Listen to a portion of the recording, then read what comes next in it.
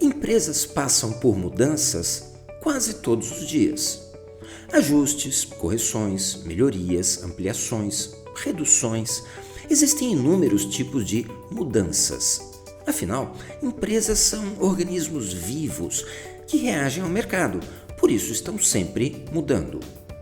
Porém, raramente essas mudanças podem ser consideradas uma transformação corporativa. Transformações são muito mais profundas, muito mais estruturais, muito mais complexas e, por isso mesmo, muito mais raras. Transformações corporativas afetam, em maior ou menor grau, toda a organização. Jamais ficam restritas a um departamento, uma região, uma equipe ou meia dúzia de processos ou produtos. Então, o que diferencia uma simples mudança de uma transformação corporativa? Mudanças costumam ser ajustes pontuais nos processos, na estrutura, no portfólio ou na equipe, sem que a essência da empresa seja alterada.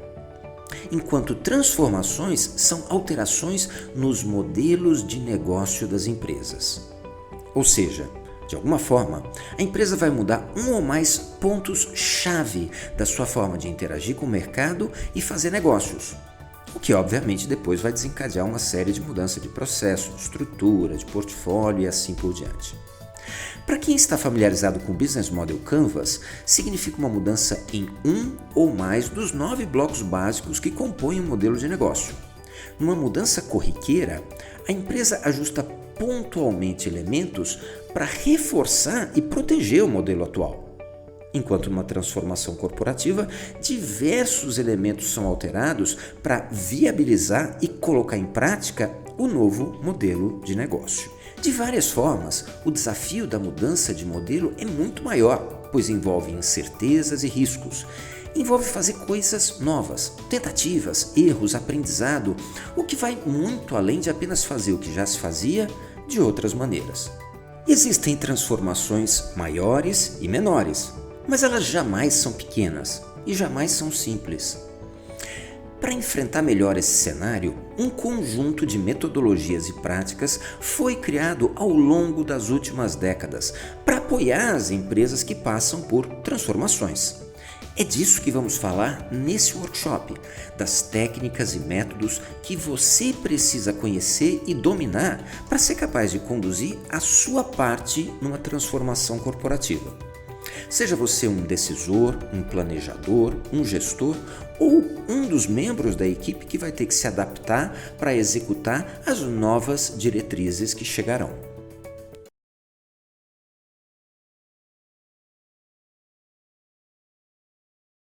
A origem disso vem lá de 2004, onde esse Alexander Osterwalder, um suíço, escreveu uma tese de doutorado sobre ontologia de modelos de negócio. Isso em 2010, ou parte disso, virou um livro que ele escreveu com mais de 470 pessoas de 45 países, um desses projetos colaborativos. Segundo ele, um modelo de negócio é uma descrição de como uma empresa e os seus parceiros criam valor para um determinado público, ou acham que criarão e capturam valor desse público, ou acham que capturarão. É a mesma coisa que dizer que é um conjunto de elementos que compõem um negócio, uma empresa, e permite para a gente descrever como é que essa empresa ganha dinheiro, ou acha que vai ganhar. Tudo tem a ver com valor, tudo tem a ver com dinheiro, é o propósito de uma empresa. Mas uma coisa que ele descreve, e é uma coisa interessante, ele fala assim, você pode fazer, um modelo de negócio pode ter 3 significados. O conceito genérico do que é um modelo de negócio, um modelo de negócio para uma empresa estabelecida, ou você pode estar projetando um novo negócio. A gente pode ir um pouco além nisso e dizer que o modelo de negócio é uma forma onde a gente acha que é capaz de aproveitar uma oportunidade de mercado para obter lucro de maneira consistente e crescente. Aqui tem o achamos, a nossa hipótese, e a gente sempre tem que lembrar que a gente começa de uma hipótese em cima de uma oportunidade de mercado. Nós identificamos uma oportunidade, um problema de mercado que a gente acha que é capaz de resolver e a partir daí gerar lucro de forma consistente e crescente. Simples, né? Ficou claro? pessoas entendem, mas mesmo assim esse conceito parece um pouco abstrato. É difícil ver como é que ele vai ajudar a gente na prática. Para isso a gente tem que ir um pouquinho além. Imagina que em vez de um negócio você está tentando construir uma casa. Eu quero construir uma casa. Você já pensou em construir uma casa? Minha casa vai ser assim, minha casa vai ser assada. Você sai construindo a sua casa direto? Não. Por que não? Porque senão você pode gerar um caos. É complicado, você não parte direto da ideia para a obra, é muito arriscado. A maioria das pessoas faz o quê? Desenha uma planta, o esquema da casa, como essa casa vai ser. Onde é que vai estar a sala, onde é que vão estar os quartos, de que tamanho cada quarto vai ser, aonde a gente vai colocar os banheiros, aonde a gente vai colocar portas na casa, aonde a gente vai colocar janelas nessa casa, ou seja, como é que ela vai se comunicar com o mundo, como é que cada um dos cômodos vai se comunicar internamente. Um modelo de negócio é exatamente isso, é como se fosse a planta de um negócio, o esquema geral dos componentes. Agora, pergunta, é obrigatório desenhar um modelo de negócio? Não tem obrigatoriedade nenhuma. Dá para você fazer um negócio de sucesso sem ter desenhado modelo de negócio nenhum? Dá. Muita gente já Acontece, é caso real. Voltando ao exemplo da casa, se você quer construir um modelo de casa bastante simples, já bastante conhecido, você não precisa de uma planta. Um modelo de negócio é a mesma coisa. Você está querendo construir um negócio já conhecido, já testado, você não precisa desenhar um canvas. Mas, se você quer construir uma coisa mais complexa, mais sofisticada, muito diferente, aí um modelo de negócio, um canvas vai te ajudar e muito. O Alexander Osterwalder já dizia que eles tornaram os modelos de negócio mais relevantes quando o cenário começou a mudar muito intensivamente, com muita velocidade, ficou cheio de incertezas e a inovação começou a acontecer mais rápido. Por isso que o pessoal da inovação adora Canvas. Canvas é uma ferramenta que reduz os riscos dessa coisa extremamente arriscada chamada inovação. Vou mostrar a cara do Canvas para ele pela primeira vez. Então rufem os tambores. O Canvas é um diagrama bastante simples, esse esquema de 9 blocos que a gente está vendo aqui agora. E olhando para o Canvas, fica muito mais fácil entender por que é que a gente comparou o Canvas com uma planta. Olha para o Canvas e olha para a planta de uma casa. São muito similares, é o mesmo conceito, você desenhar e olhar por cima aquilo que você vai construir. Agora, como é que a gente usa o Canvas e como é que a gente usa esses 9 componentes? Tem algumas coisas bem simples que a gente tem que lembrar. Ele é um esquema de negócio, um plano de negócio de uma única página composto por 9 blocos. Ele foi feito para ser impresso e colado na parede. Você pode usar no computador, mas não é o ideal. Ele foi feito para ser preenchido com post-its. Um conceito em cada post-it. Isso permite que você mexa à vontade, mude, corrija e ajuste o tempo todo. O que a gente fez? A gente pegou este livro que eu já filmei, esse livro aqui, ó, este livro aqui, tá? Que é do tal Alexander Osterwalder, Business Model Generation, e a gente vai usar os textos dele, a explicação dele, na realidade deles, que são esses 470 caras, mas a principal explicação que tem sobre cada um dos componentes, e vai pegar um exemplo que ele coloca. O que ele usa como exemplo?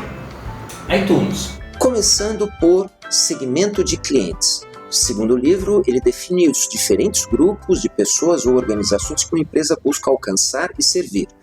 Para detalhar mais, ele pergunta para que a gente está criando valor? Quem são os nossos consumidores mais importantes? No caso do iTunes, ele diz que o segmento de clientes é mercado de massa. Pausa. Tá claro isso para vocês? Sim. É? Não. Para mim isso é um restaurante italiano, isso, mercado de massa. É para quem vai comprar a sua ideia, quem vai comprar o seu produto. Quem vai comprar o seu produto? O teu público-alvo. O próximo componente que a gente vai explicar é proposta de valor, talvez o mais importante. Ele diz que componente proposta de valor descreve o pacote de produtos e serviços que criam valor para um segmento de clientes específico. Detalhando mais, você tem que saber responder perguntas como qual valor a gente está entregando para o cliente, qual problema a gente está ajudando a resolver, que necessidades a gente está satisfazendo, que conjunto de produtos e serviços a gente está oferecendo para cada segmento de clientes. No caso do iTunes, ele está dizendo que a proposta de valor é uma experiência musical diferenciada. Se a gente quisesse ser mais objetivo, qual é a tua definição de proposta de valor? É o que você vai entregar para o cliente. A proposta é o que você vai O que entregar. você vai entregar não é o teu portfólio, Portfólio também. o teu produto? Sim. Porque tem um quadradinho lá embaixo para produtos e serviços. Qual é a diferença de produto e serviço, que é o que eu vou vender, tá certo? O cara paga e eu entrego, esse é o meu portfólio, para proposta de valor? Minha proposta de valor agregado. Qual é o meu propósito, talvez? Alguma coisa nesse sentido. Um resumo do que é o teu negócio e do que ele tem de diferente, do que ele tem de único. Sim. Faz sentido? Faz sentido para o cliente. E explorar essa coisa do cliente, quer dizer, é uma necessidade específica, que se não fica algo, por mais que eu esteja teórico, se não tiver por trás essa necessidade específica, acaba ficando uma coisa perdida. Próximo componente é fontes de receita, que o livro define como a representação do dinheiro que uma empresa gera a partir de cada segmento de clientes. E diz que os custos têm que ser subtraídos para a gente calcular o lucro, o que é mais ou menos claro. A gente tem que responder quais valores nossos clientes estão realmente dispostos a pagar, pelo que eles pagam atualmente, como eles prefeririam pagar, o quanto cada fonte de receita contribui para o total de receitas. No caso do iTunes, ele diz que a receita é substancial em hardware e é uma receita marginal das músicas. Legal, essa é mais fácil de entender, não é? Não. Ou seja, aí sim, é o que você vai... É o que entra no seu negócio, é o que vão te pagar pelo serviço que está prestando, pela proposta. É aquilo que objetivamente o cliente recebe, do outro lado, né? Ele paga e ele recebe um produto ou um serviço, esse aqui. É uma coisa que tem um preço, cada uma daquelas coisas tem um valor. O próximo componente é relação com clientes, que é definido como o relacionamento com clientes descreve os tipos de relação que uma empresa estabelece com os segmentos de clientes específicos. Para exemplificar isso, eles colocam as perguntas: que tipo de relacionamento cada um dos nossos segmentos de clientes espera que seja estabelecido com eles? Quais já estabelecemos? Qual o custo de cada um? Como se integram ao restante do nosso modelo de negócio? No caso do iTunes, ele diz que o relacionamento com os clientes é através de uma marca desejada e através do custo de mudança. Sou só eu que achei isso aqui. Quando começa, eu até achei que eu entendi, né? Com a primeira vez que eu li esse troço e tal, como é que eu vou me relacionar com os meus clientes? Que é a comunicação direta com o cliente. Como você vai trazer informação e levar informação sobre o seu produto, portfólio, serviço. É a conexão direta com o seu cliente. O próximo componente que a gente vai analisar são os canais de distribuição. Os componentes canais de distribuição descrevem como uma empresa se comunica e alcança seu segmento de cliente para entregar a sua proposta de valor. Exatamente. Aí é onde você entrega, onde você pega o seu produto, você entrega na mão do De cliente. que forma você onde consegue chega na mão do bem seu cliente. resistente. Então, se a gente abstrair e pensar só nesse conceito, fica mais fácil, né? Como eu entrego o que eu estou vendendo para a galera. O próximo componente é o componente atividade-chave. O componente atividade-chave descreve as ações mais importantes que uma empresa deve realizar para fazer o seu modelo de negócio funcionar. Vamos para mais um quadradinho. Este quadradinho aqui a gente já chegou na segunda metade. Isso que eu ia te perguntar, já vou aproveitar esse gancho que você deu. Notavelmente, né, ele faz da primeira metade e depois a segunda metade. Disse que o Canvas tem dois lados. O lado direito é o lado para fora, certo? Ou seja, o lado voltado para o mercado.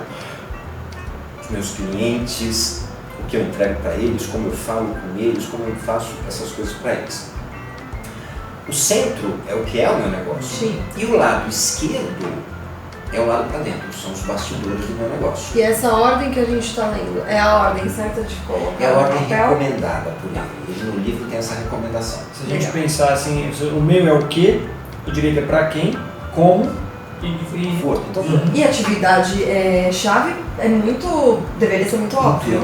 intuitivamente dá para entender o que é esse bloco, né? O que eu tenho que saber fazer. Você concorda, cara? O próximo componente que a gente descreve são os recursos-chave, ou principais. O componente recursos principais descreve os recursos mais importantes exigidos para fazer um modelo de negócio funcionar. Então, para você, o que é recurso-chave? são os elementos fundamentais para que a minha proposta de valor e minha atividade-chave funcionem e aconteçam. O penúltimo componente são os parceiros-chave ou parceiros principais. O componente parcerias principais descreve a rede de fornecedores e parceiros que põem modelos de negócio para funcionar, porque a gente não trabalha sozinho. Quem vai te levar junto, quem você vai levar junto para poder desenvolver o seu processo, o seu projeto. E para não ter que fazer tudo sozinho.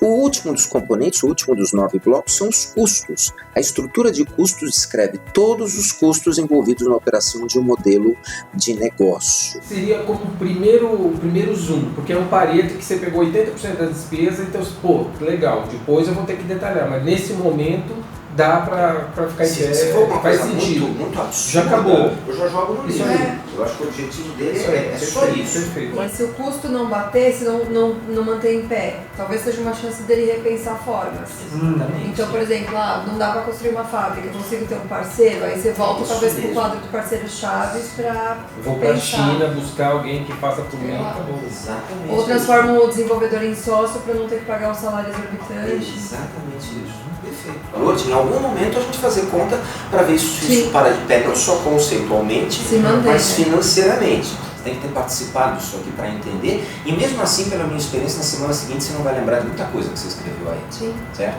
Mas em termos de teoria, o que vocês viram é praticamente toda a teoria dos 9 blocos. A pergunta é, ficou claro? Você tem uma ideia de negócio, você acha que com eles o teu negócio ia ficar mais seguro? Não. Mais claro, mais bem definido? Não. Só assim, de jeito nenhum. De jeito nenhum. Isso é o que muita gente reclama comigo. A gente vê nos workshops, eu vejo as pessoas falando, o cara vai e tal, aí o cara faz um canvas, aí para, olha o canvas. E o que eu faço com isso? Pra onde eu vou agora? Exatamente, o que eu faço com isso? Tá, fiz o tal canvas. A sensação é que o canvas não ajudou em nada. Você já viu isso? Já, sempre. Quando a pessoa tem o primeiro contato com o Canvas é sempre assim, né? E tá aí. Não vai adiante, desiste. E chega à conclusão que o canvas Não serve pra funciona. nada. não serve para nada, não funciona. Exato. Esse é o básico do Canvas. E é muito fácil perceber que ele não é suficiente para tornar o Canvas algo realmente útil. A partir dos próximos capítulos a gente vai detalhar muito mais cada um dos componentes, como usar esses componentes na prática e como fazer do Canvas uma ferramenta mais simples, mais clara e mais útil para a gente desenhar novos modelos de negócio. O Canvas, a gente sempre começa falando das virtudes deles, e elas são muitas. O Canvas é simples, o Canvas é clean, o Canvas é uma plataforma universal, eu posso definir qualquer modelo de negócio com ele. E isso é porque ele é extremamente flexível.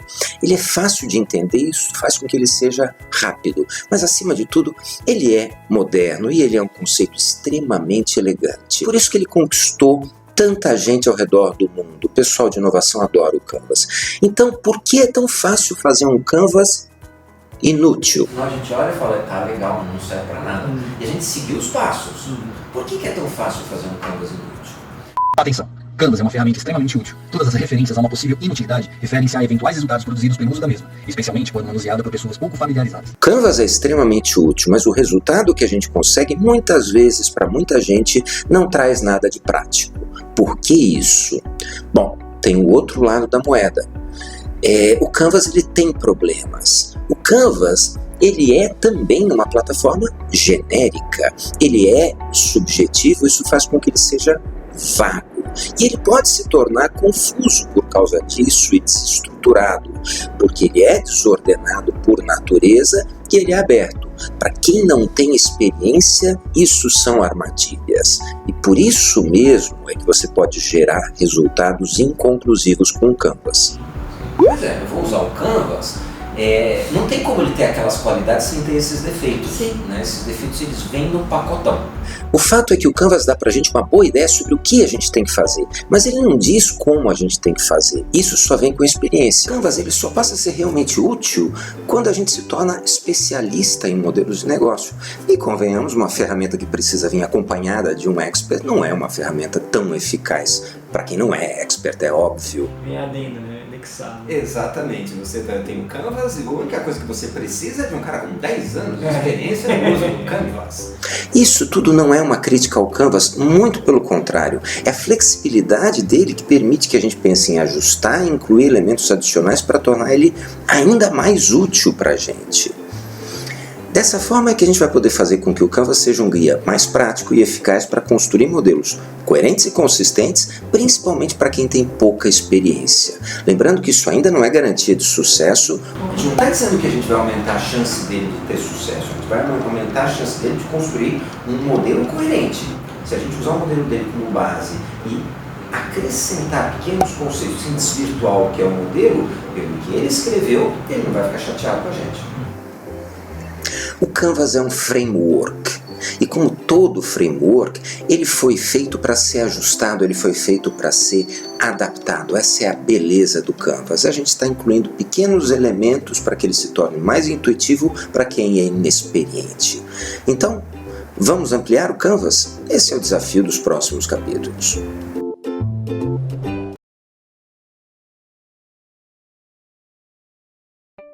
Vamos dar uma olhada agora como a gente pode usar o Canvas como uma ferramenta para ajudar a gente a desenhar e planejar transformações corporativas. A gente vai fazer isso usando um exemplo.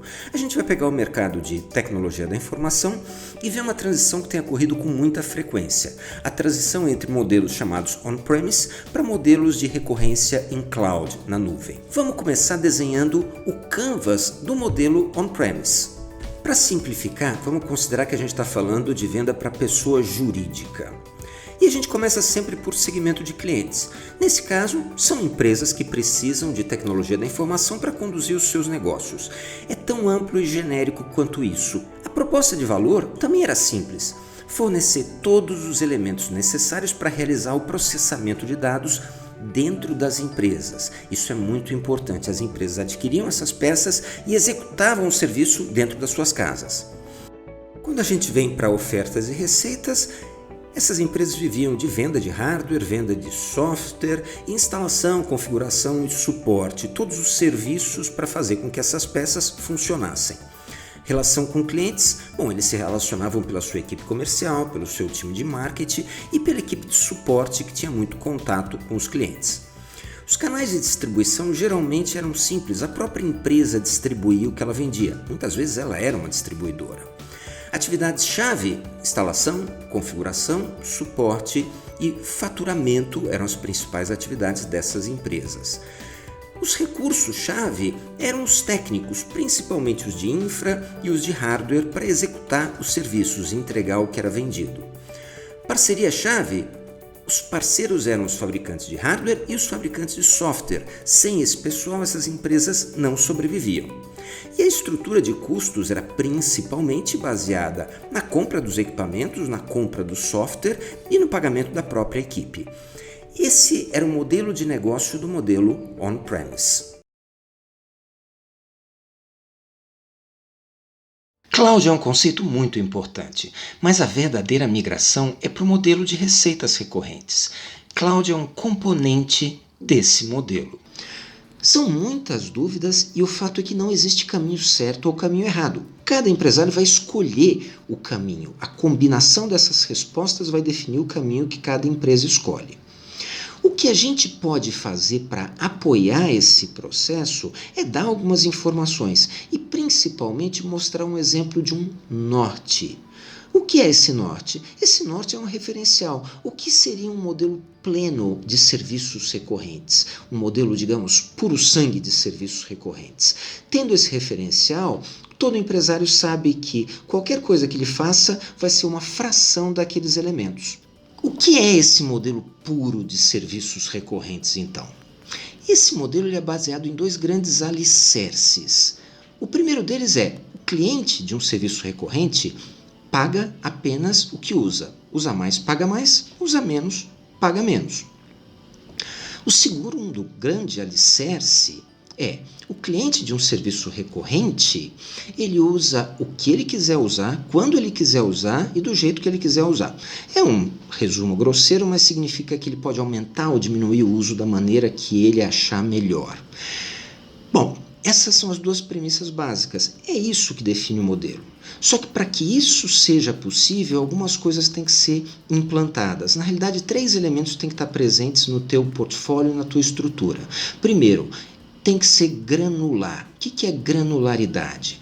Permitir ao cliente começar consumindo unidades muito pequenas, ou até começar consumindo nada desses serviços, e escalar gradualmente ou desescalar do jeito que ele quiser. Segundo, o teu portfólio tem que ser elástico. Significa permitir que ele se adapte fácil e rapidamente a mudanças do cenário do cliente. Quando ele precisa com muita velocidade de mais ou de menos, ele pode ter. Em último lugar, controle. A gente tem que dar controle ao cliente.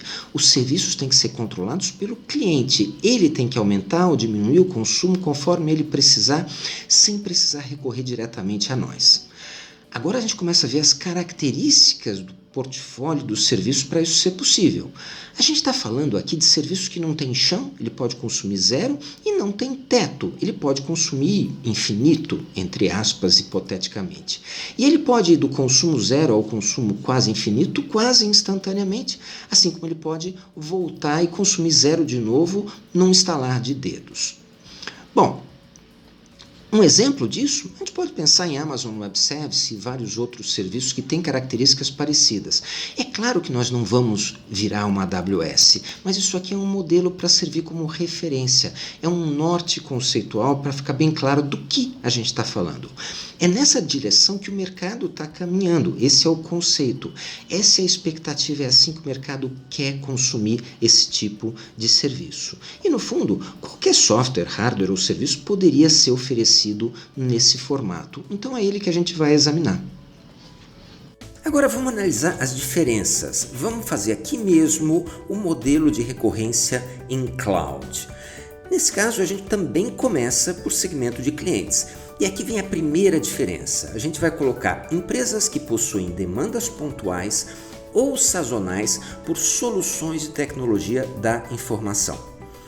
Isso é uma diferença crucial que vai impactar em todo o resto do modelo. Principalmente na origem, não era um modelo para todo mundo. Ele era focado nisso, ou seja, empresas que possuíam demandas por tecnologia, mas elas não eram constantes, elas não eram sempre na mesma intensidade, às vezes elas aconteciam só em determinados períodos. Agora vamos dar uma olhada na proposta de valor. A mudança de segmento de cliente impacta na proposta de valor. E a proposta de valor aqui é fornecimento de soluções de TI sob demanda, pagos de acordo com o uso e necessidade dos clientes, sem a necessidade de aquisição permanente dos seus componentes. Então aqui, o que essas empresas estão oferecendo como valor é completamente diferente da proposta de valor on-premise. Isso muda todo o modelo de negócio. Se a gente vai para a relação com clientes, a diferença é muito pequena. Provavelmente a relação também é através de equipes comerciais, equipes de marketing e suporte. Já quando a gente desce para canais de distribuição, a diferença fica um pouco maior, porque na maioria dos casos, as soluções cloud também usam determinados marketplaces e redes sociais para distribuir esses serviços para os seus clientes em potencial. Quando a gente desce para ofertas e receitas, existe uma diferença muito significativa. As receitas dessa empresa são baseadas em assinaturas, pagamentos mensais para uso desses pacotes que envolvem hardware e software. Isso é muito importante. Essas empresas, embora às vezes elas estejam oferecendo o mesmo hardware e o mesmo software que era oferecido on-premise, elas estão oferecendo uma modalidade diferente, que em vez do cliente adquirir, ele faz uma assinatura. E isso muda as ofertas, embora muitas vezes o portfólio tenha mudado muito pouco, mas a oferta e a fonte de receita mudou. Isso impacta também profundamente no modelo de negócio. Quando a gente vem aqui para o lado esquerdo, as atividades-chave, embora algumas permaneçam iguais, também mudam, pois gestão da infraestrutura para fornecer o serviço é uma coisa que essas empresas não tinham que fazer e agora elas têm. Assim como recurso-chave, muitas vezes elas têm que incluir técnicos de software também. Quando a gente vem para a parceria-chave, uma figura central são os players de hospedagem e cloud e às vezes as operadoras de cartão de crédito, que essas empresas passam a receber assinaturas em cartão de crédito. E por fim, a estrutura de custos também muda, porque hospedagem dessas soluções passa a ser um dos principais custos dessas empresas. Quando a gente olha para o quadro comparativo, a gente vê o quão diferentes são os dois modelos de negócio. Então, a gente costuma dizer que uma empresa de tecnologia mudar de um modelo on-premise para um modelo cloud é uma mudança mais profunda do que se ela se transformasse numa farmácia. Embora seja um exagero, em termos de modelo de negócio é verdade. As estruturas, os processos e os conceitos envolvidos na base do negócio são mais similares com uma farmácia do que são com empresas que fornecem soluções em cloud.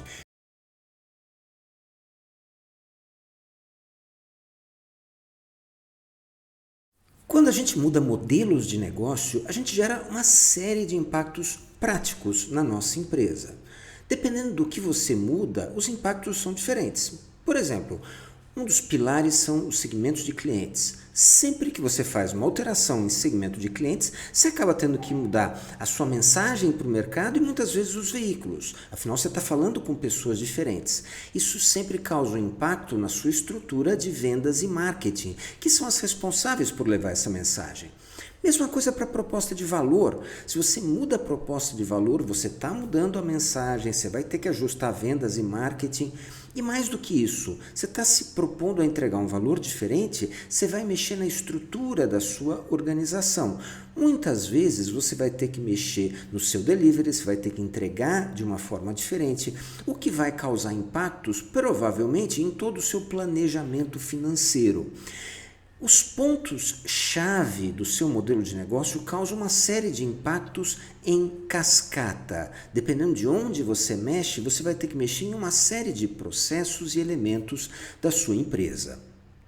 Quando a gente mexe, então, no modelo de negócio, a gente mexe em uma série de submodelos internos. Os mais famosos são o modelo de vendas e marketing, que é como a sua empresa gera e converte oportunidades, o seu modelo de produção, que é como a sua empresa gera os seus produtos e serviços e entrega para o mercado, e o seu modelo financeiro, que é como a sua empresa equilibra receitas e despesas e cresce continuamente. A pergunta é, o que é exatamente um modelo de vendas e marketing? Bom, o modelo de vendas e marketing ele herda uma série de características do modelo de negócio, como, por exemplo, ele herda o público que essa empresa está se dispondo a trabalhar, ele herda o tipo de problema de negócio que essa empresa resolve e herda, obviamente, as soluções e o portfólio dessa empresa. Agora, o que é que um modelo de vendas e marketing precisa fazer para ser bem sucedido? 3 coisas. Primeiro, ele tem a missão de, dentro do público, encontrar as necessidades, transformá-las em demandas e converter essas demandas em receitas. Em segundo lugar, tem que fazer isso de forma consistente, recorrente e expansível. Consistente significa com alguma previsibilidade, recorrente significa fazer sempre, não só de vez em quando, e expansível com capacidade de crescimento. E em terceiro lugar, todo modelo de vendas e marketing precisa atingir um volume mínimo de receita dentro de um intervalo de tempo. Por isso que a gente tem metas por período, senão não adianta nada. Para que o modelo de vendas e marketing faça o que ele tem que fazer, existem alguns pilares básicos. Em primeiro lugar, ele tem que ser capaz de transformar o público genérico do modelo de negócio em um público específico. Em segundo lugar, para esse público, eu tenho que criar as mensagens corretas, geralmente sobre o binômio problema-solução. O terceiro pilar de um modelo de vendas e marketing eu tenho que ser capaz de pegar essa mensagem e fazer ela chegar ao meu público correto. E existem vários meios diferentes para eu fazer isso. Então cabe à área de vendas e marketing ao modelo acharem de forma estruturada esses canais mais adequados para levar essa mensagem para esses públicos específicos. O quarto pilar uma vez que eu fiz isso, eu tenho que ter um processo estruturado para converter esse conjunto de ações em vendas, que é o que interessa. A maioria se concentra aqui quando pensa em modelo de vendas. E, Por último, mas talvez o mais importante, eu tenho que fazer tudo isso de forma recorrente. Então, cabe à área de vendas achar os gatilhos e os ciclos de recorrência para fazer com que isso aconteça sempre, periodicamente e não só de vez em quando. A recorrência em vendas, ou seja, o fato da gente, repetindo as ações, conseguir resultados mais ou menos parecidos, é um dos primeiros sinais de que a gente tem um modelo estável de vendas, mas não é o único e a gente vai dar uma olhada nisso. E isso é extremamente importante, porque sempre que a gente faz uma mudança de modelo, no início ele é instável e a gente trabalha para estabilizar ele novamente.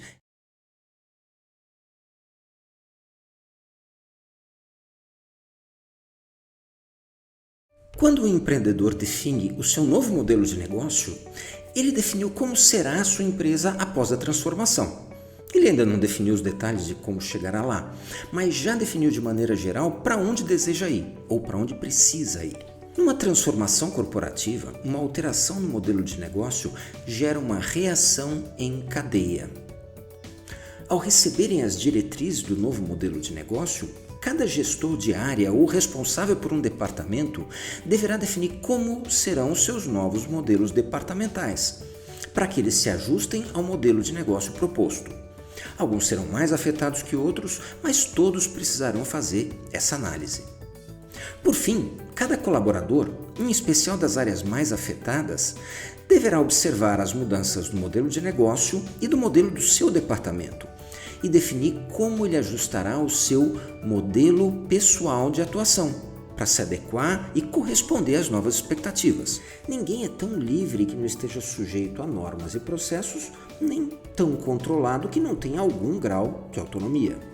Os modelos pessoais são a forma que cada profissional encontra para sistematizar para si próprio a sua atuação em situações que não estão no manual, aquelas que ele deve descobrir sozinho e definir como agir.